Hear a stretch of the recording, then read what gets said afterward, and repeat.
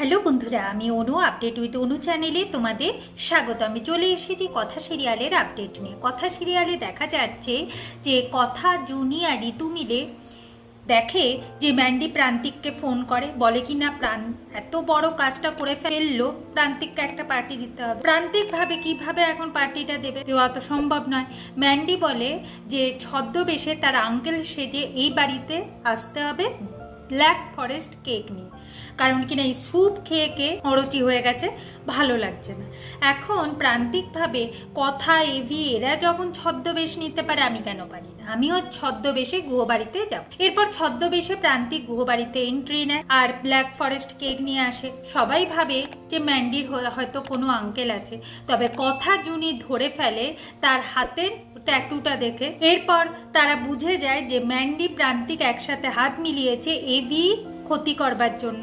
কথা বলে চুপ করে থাকলে চল, এইসব ব্যাপারে আমাদের কায়দা কানুনের সাথে কথা বলতে হবে, তারপর আমাদের পাচক মশাইকে নির্দোষ প্রমাণ করতে হবে। ব্ল্যাক ফরেস্ট কেক খাবে বলে তো ম্যান্ডির আনন্দের শেষ নেই। কথা জুনি আর ঋতু মিলে এমন ধাক্কা মারে যে তার মুখ কেকের মধ্যে ঢুকে যায় আর সারা মুখে কেক লেগে যায়। ম্যান্ডি ধরতে পারে না যে কে তাকে ঠেললো।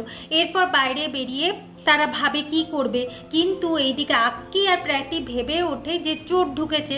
তারপর তারা বলে না না, আমরা কথা ঋতু এইসব বলে, তারপর বলে যে ঘরে চলো, তোমাদের সাথে একটা জরুরি কথা আছে।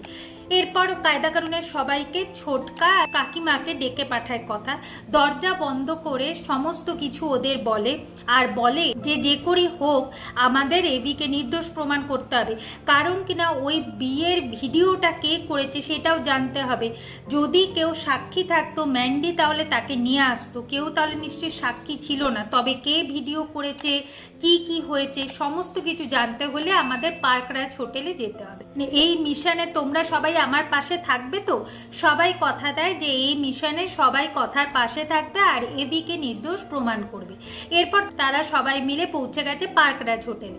সেখানে রিসেপশনিস্টের সাথে কথা বলে, সেই বলে ম্যানেজার না এলে সিসিটিভি ফুটেজ চেক করা যাবে না। এরপর ম্যানেজার আসে, প্রত্যয় তার কার্ড দেখায়, এরপর সিসিটিভি ফুটেজ চেক করবে বলে তারা ঠিক করে। আগামী পর্বে দেখা যাচ্ছে যে ম্যান্ডি এবি রুমে এসেছে। যেই এবি রুমে সবাই চলে আসে, ম্যান্ডি অজ্ঞান হয়ে যাওয়ার নাটক করতে থাকে। কথা তো ধরে ফেলেছে।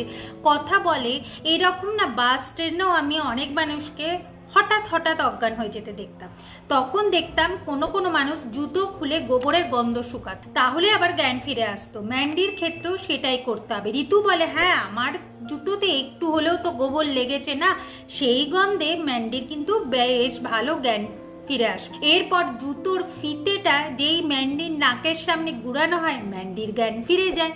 কথা বলে গোবরের গন্ধও তোকে শুকতে হলো না, ফিতেতেই কাজ হয়ে গেল, যেটা শুনে ম্যান্ডি অবাক হয়ে যায়। এভাবেই আজকের পর্বটা শেষ হয়ে যাচ্ছে। আশা করি আজকের পর্বটা তোমাদের ভালো লাগবে। ভিডিওটা দেখবার জন্য আর আপডেট উইথ অনু চ্যানেলের পাশে থাকবার জন্য অসংখ্য ধন্যবাদ।